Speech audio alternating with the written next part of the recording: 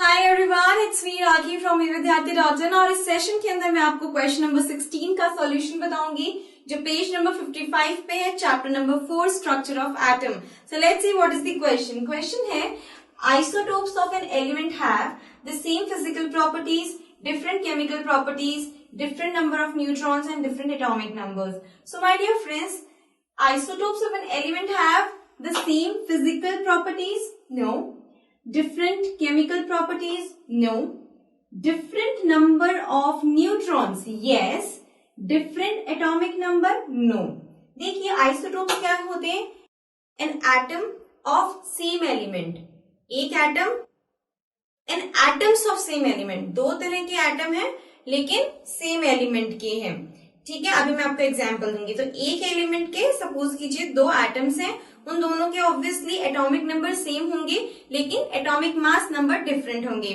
Suppose if I am taking the case of hydrogen, जैसे मैं deuterium and tritium लेती हूँ, ड्यूटेरियम एंड ट्रिटियम जो कि आइसोटोप्स है हाइड्रोजन के। तो देखिए ड्यूटेरियम का स्ट्रक्चर, जो सिंबल है ड्यूटेरियम का, वो हम डी से रिप्रेजेंट करते हैं और हम इसको इस तरह से रिप्रेजेंटेशन दे सकते हैं 1 and 2। This is deuterium. Tritium का सिंबल है टी और उसका जो रिप्रेजेंटेशन हम करेंगे वो इस तरह से करेंगे 1 and 3। So these are the two isotopes of hydrogen. Deuterium is the deuterium H12 and tritium H13। ये दोनों आइसोटोप्स है किसके? हाइड्रोजन। हाइड्रोजन क्या एक एलिमेंट है, उस एलिमेंट क्या भी देखिए hydrogen atom, hydrogen atom. So atoms of same element. तो हाइड्रोजन एलिमेंट था, उसके दो एटम्स कौन कौन से हैं? Hydrogen and hydrogen. ठीक है, having same atomic number 1 and 1 लेकिन different atomic mass number 2 and 3। ठीक है, ये बात क्लियर हो गई। तो मैंने यहाँ पर क्या कहा? Different number of neutrons. हम न्यूट्रॉन्स को कैसे पता करेंगे कि भाई what is the formula for neutron calculation? It is neutron is equals to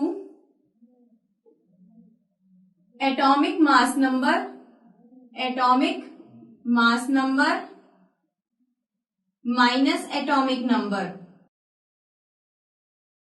ठीक है, तो neutron is equals to atomic mass number minus atomic number, where as ये जो एटॉमिक नंबर है वो इक्वल टू होता है नंबर ऑफ प्रोटॉन्स के।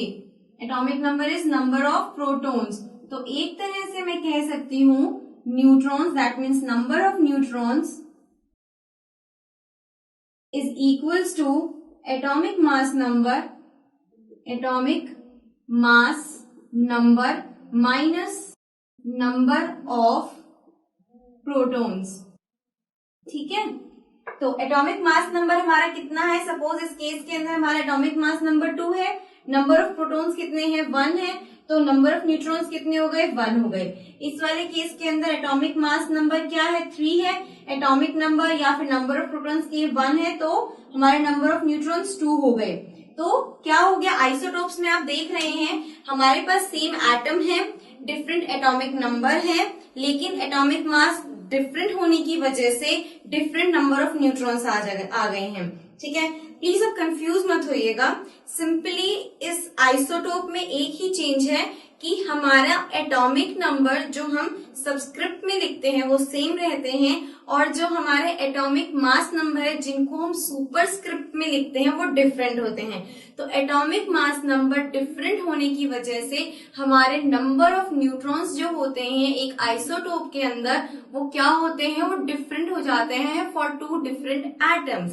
ठीक है, तो ये दोनों different atom, for two different atoms का मतलब है कि वो एटम सेम एलिमेंट के हैं लेकिन दो अलग अलग आइसोटोप्स हो गए सेम एलिमेंट के, H12 H13। ठीक है, इस बात का ध्यान रखिएगा। तो isotopes of an element, isotopes of an element have different number of neutrons, जो मैंने आपको कैलकुलेट करके बता दिया है।